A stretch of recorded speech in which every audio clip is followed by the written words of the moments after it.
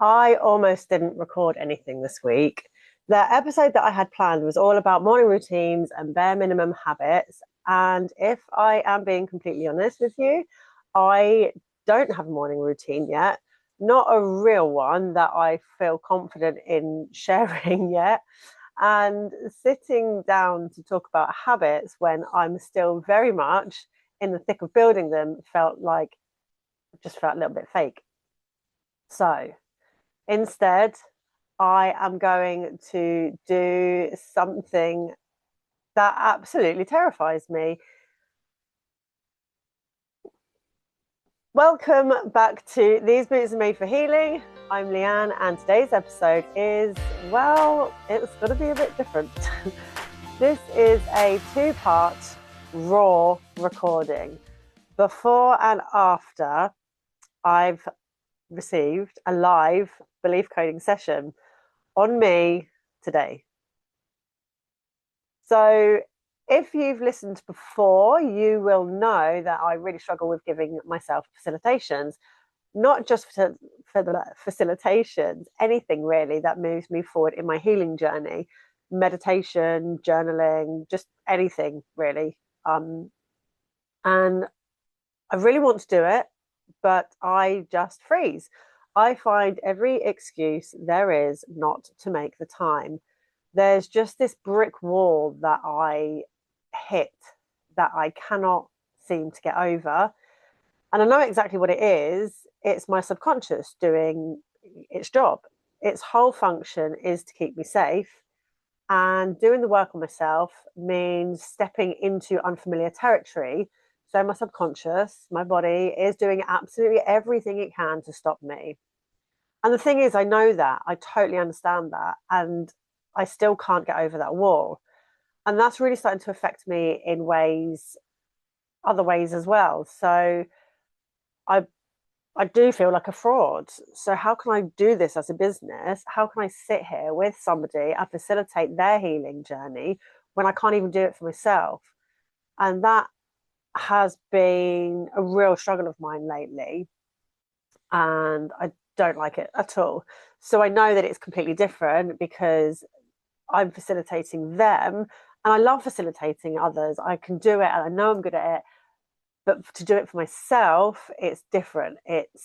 I really struggle with the guide to guide myself through it because I'm there trying to open up and be vulnerable and then also guide myself through it. And it's just tough. It's a struggle. And I also want to talk about that no one ever mentions the breakthrough before the breakdown because your subconscious, as I said, does everything it can to keep you stuck. So that means right before you do level up, right before something shifts, your body's just going to be going, no, we don't want to do this. We don't want to move forward. We don't know where forward leads to. We want to stay here. And it gets so much harder. And the more you become aware of it, the more the resistance feels bigger. And I think that's exactly where I am now. And yeah, it's just affected me in everywhere. So some of the depressive thoughts are creeping back in. The the negative self-talk telling me that I can't do it.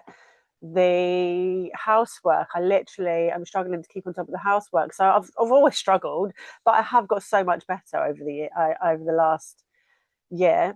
And I've been really good at been keeping on top of it. But I've noticed that I've just not been putting things away. I've just been moving things from one surface to another, from one room to another, just moving the mess about rather than actually putting it away. And so I think that's where I know and I can notice the the shifts now. Um, so that's where I am. So I'm going into this session. I'm getting so emotional now talking about it. I'm going into this session and I just wanted to be honest on here so that you can see in real life the shifts. It could be profound, it could be absolutely nothing, it could be an absolute complete disaster. But you're going to hear it, and why not share it with big bad world on the internet. So that's where I am today. So this isn't the episode I'd planned. This is not daily habits and um, what I plan to talk about, but this could be interesting. So I'm going to stop the recording now, and I will see you on the other side. Okay, I'm back. So that was super interesting. So I wanted to record this part two straight after the session yesterday, but something very interesting happened, which I will get to in just a moment. So in my session yesterday, I worked on my fear of being able to do facilitations to myself, fear of receiving facilitations. When somebody else is doing it for me, or if I'm doing it to myself, I just had this resistance to receiving facilitations. So when we got into it, I could clearly see and understood very, very quickly why my subconscious has been digging its heels for so long. Because it's not just one little level up that's going to unlock if I can facilitate myself. It's literally absolutely everything. It would be my business, my money blocks, my ADHD symptoms, focus, my relationship with food, literally all of it will change. And my subconscious is obviously looking at all of that and just going, hell nah. So it's not because it's being difficult. It's what it's supposed to do, isn't it? It's to keep me safe from the enormity of what is on the other side of that wall. So when I'm digging deeper and trying to get to the root of it, I kept coming back to the same thing. I think I said earlier, I just can't be bothered. I'll try and it won't work. And then I just can't be bothered. And I can't be bothered to try again. And I must have said that hundreds of times over and over again. I just can't be bothered. I just can't be bothered. I just can't be bothered. But I knew I was bothered because I wanted to do it. So I didn't know what that can't be bothered meant because I wanted this so bad. Why can I not be bothered to do the work? I couldn't link that feeling to an emotion until I heard the word hopelessness. Boom, that was it. I just burst into tears the second I heard that word. I knew right there that was the trapped emotion. That was the one, hopelessness. So from there, it took me to a memory. I think I was around 24. I was literally at the lowest I have ever been. I was unhappy in my relationship, unhappy in my job, unhappy in my tiny little dingy flat. I had no money.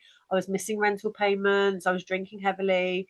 My parents came round and it was basically an intervention because my dad was guarantor for my flat and I hadn't paid. I can't remember how many I'd missed, but I hadn't been paying. So they'd got in touch with him and he literally came round because if I didn't pay up, then he would have to pay for me. And I was just at the depths of despair, the absolute lowest of the lows, feeling like I just couldn't go on. I just didn't want to.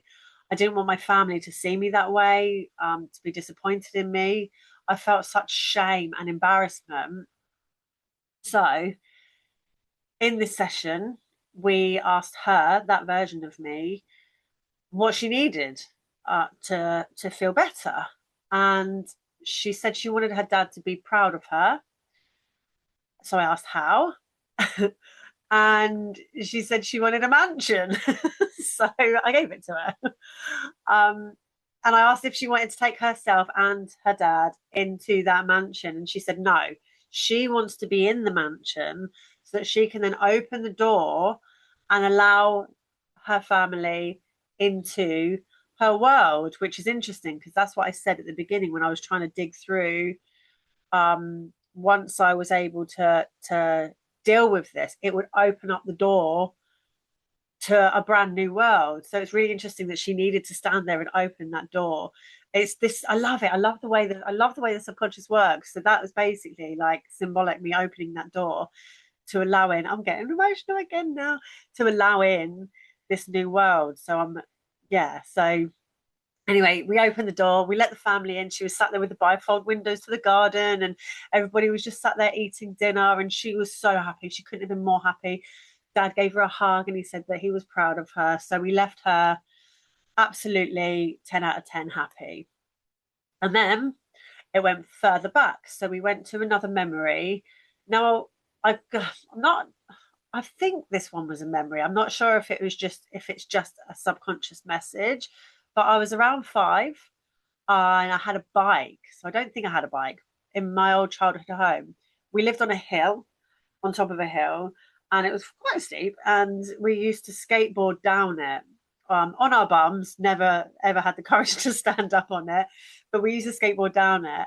But in this memory, I was on a bike and I was at the top of the hill and I was cycling really fast down this hill. And I went flying down the hill way, way too fast. And I hit the wall at the bottom. So again, I feel like I've hit a brick wall. I can't get over it. And I'm just stuck. So that, again, I feel like there's some sort of subconscious subliminal message here where I've hit this wall at the bottom of this hill. And obviously, she's 5, she's hurt. But she didn't want anybody else's help. She wanted to be empowered enough. She wanted and needed the courage and the strength in her poor little knees and her poor little bruised knees to make it up that hill herself. So we gave her a cape. She wanted this red cape, and we gave her the cape, and she felt this power, and she got up there and she was so proud of herself, stood at the top like, yeah, I made it. So we again coded all that in, and she came away from there feeling a 10 out of 10 on top of the world. And then, and this is why I hesitated in recording this second half, because then after the session, I was actually able to give myself a quick self-facilitation. Yeah. And that's amazing, because I know with me, shifts don't always happen overnight. They can take a few days for them to level out, to settle in. Some people get instant shifts.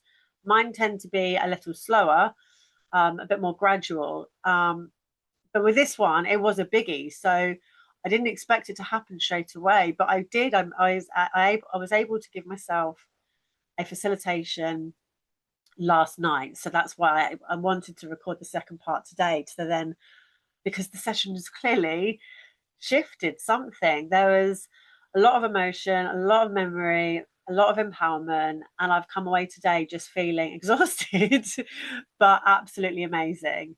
And yeah, I can't wait to do my next facilitation. I've not done one yet today, and I am busy today, but I also do want to give myself some space and some time today. So I'll see how I go over the next few days, and I'm obviously going to keep you updated on that. So yeah, keep in touch.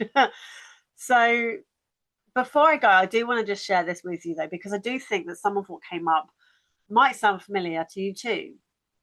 So when you have that feeling of I'll try, but it probably won't work, so why bother? That's not laziness or weakness. That could just be a trapped emotion such as hopelessness that has been sitting in your body for way too long, that it's actually started to now feel like part of your personality. So next time you've got that feeling like you can't be bothered, or you'll just do it later, or you get the thoughts of I'll never be able to do that, I'm too lazy, just remember that is a subconscious protective mechanism. You can do it. You 100% can do it, because if you believe it, you can achieve it. So that's it for today. And if this resonated with you, if any part of what I shared today felt like something that you recognize in yourself, I would love to hear from you. Please do come and find me on socials. Send me a message. Tell me what landed. Tell me what you thought, how you feel about that. I genuinely do read everything. And thank you again. Thank you so much for listening and for being part of my little journey. I do truly appreciate your support. It means the world to me. So thank you so much, and see you next time.